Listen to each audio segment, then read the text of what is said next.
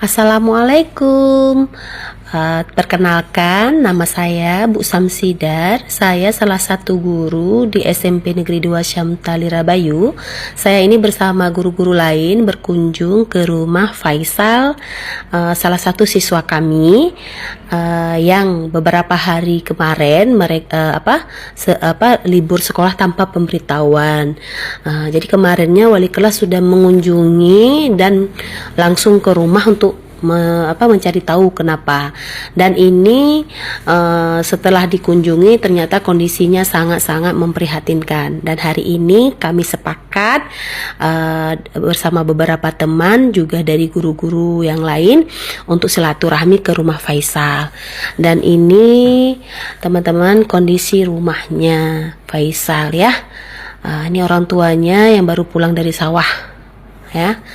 Dan coba diperhatikan teman-teman, sungguh sangat memperhatikan ya, rumahnya hampir roboh. Itu ditumpangi rumahnya, ditumpangi pakai kayu.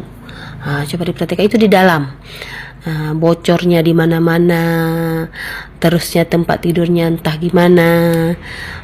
Sungguh tidak layak ya. Istilahnya sangat-sangat memperhatikan ya di saat kondisi seperti ini. Kok bisa kami melihat sepertinya Faisal di rumah, di sekolah tidak ada masalah apa-apa, cuman hanya terdiam, termenung, tidak banyak bicara dan tidak banyak tingkah.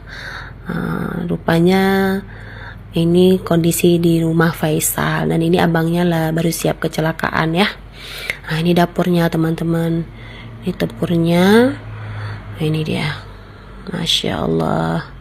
Dan ini kami masuk ke ke rumah Faisal untuk bersilaturahmi.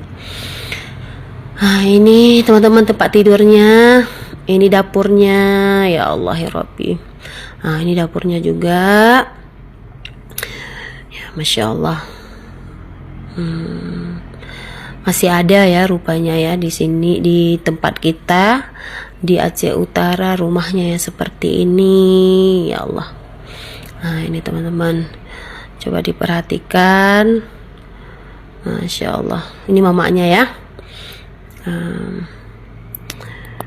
Ya Allah Tuhanku. Ini teman-teman, nah ditumpangi pakai kayu. Ini kalau kita bilang kalau nggak ditumpangi langsung roboh nih rumahnya nih.